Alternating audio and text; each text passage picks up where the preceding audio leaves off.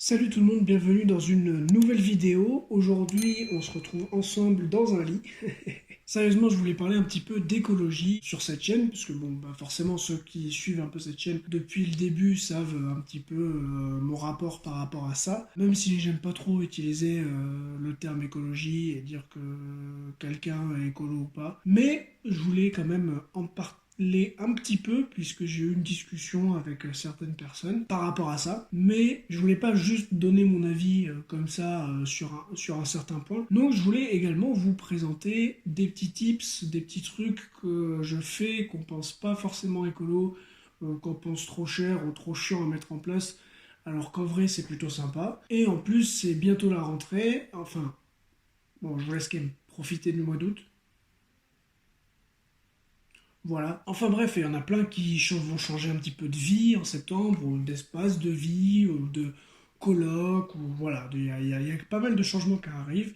Et donc, je vous présente juste quelques petits points avant de vraiment parler d'écologie pour des trucs qui sont peut-être assez simples à mettre et qui sont un petit peu économes aussi. Comme par exemple, le premier dont je pourrais parler, c'est cette gourde là, ou les gourdes en général, qui permettent en fait d'économiser pas mal de plastique. À long terme, c'est quand même bien plus rentable parce que la gourde va avoir un prix plus élevé au départ, mais à long terme, même à moyen terme, c'est très vite rentable, hein, puisqu'on utilise beaucoup moins de bouteilles d'eau en plastique. Et en plus, je sais qu'il y en a qui achètent des bouteilles d'eau en plastique parce que ils boivent pas d'eau du robinet. Il y a quand même quelques solutions pour filtrer l'eau, mais globalement, l'eau qu'on boit en France, elle est bonne un peu partout. Sinon, par exemple, on peut utiliser des carafes filtrantes, des charbons filtrants qui sont naturels. Le deuxième point, le savon de Marseille, le vrai, le bloc, le dur, le solide. Attendez, cherchez ça. Donc le bloc de savon qui est quand même beaucoup moins cher, qui dure beaucoup plus longtemps, qui n'utilise pas de plastique, qui lave très bien. Le seul défaut, si je peux mettre un défaut, c'est qu'il faut penser à bien se rincer parce que ça, sinon ça assèche un petit peu plus la peau, mais bon, ça sent bon, c'est... Oh. Pardon. Et bref, et tous les produits, globalement, si vous cherchez, que vous voulez aller encore plus loin, il y a plein de choses à faire. Il y a du dentifrice solide, par exemple, hein, mais il y a plein d'autres trucs. On peut faire sa lessive avec des trucs beaucoup plus naturels, beaucoup moins chers, sans plastique. Donc ça, c'est fait. Le troisième, quatrième point, non? Non, troisième.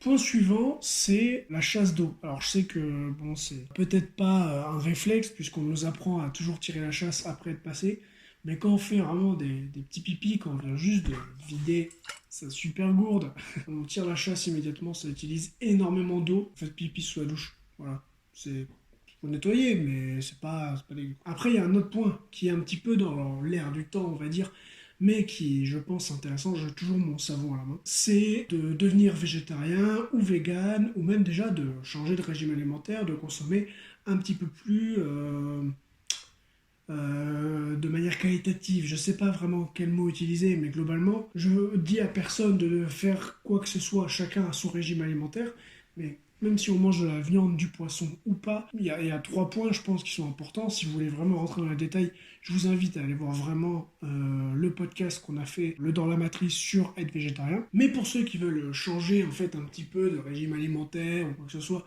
donc peu importe, même un truc qui n'a rien à voir avec ça, hein, même si on en parle un petit peu plus en détail dans la vidéo, le plus important c'est de toujours continuer à se faire plaisir, d'y aller vraiment petit à petit, ou du moins y aller à son rythme, et de se renseigner sur les alternatives de ce qu'on a déjà l'habitude de manger, puisqu'il y en a quasiment toujours. Bref, ça ce sont juste des petits points que personnellement, vraiment je mets en place, parce que je ne vais pas donner des conseils, c'est pas du tout mon but, genre en mode faut faire ci, faut faire ça.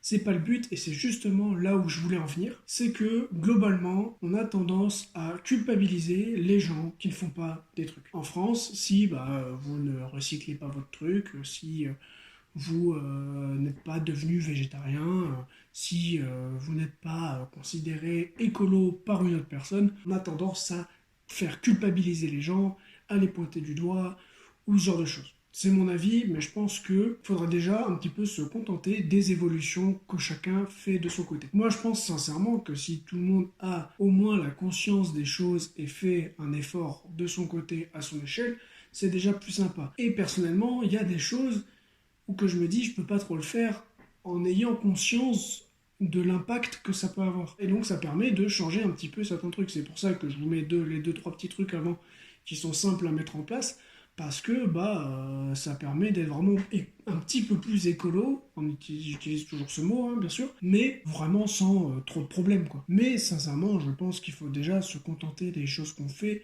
surtout que globalement, ça va être les instances, les gens qui se sentent un petit peu au-dessus, qui vont juger en disant ça c'est pas bien, ça c'est le truc. Alors que par exemple, si on prend toutes les actions du gouvernement contre le dérèglement climatique et la pollution, voilà.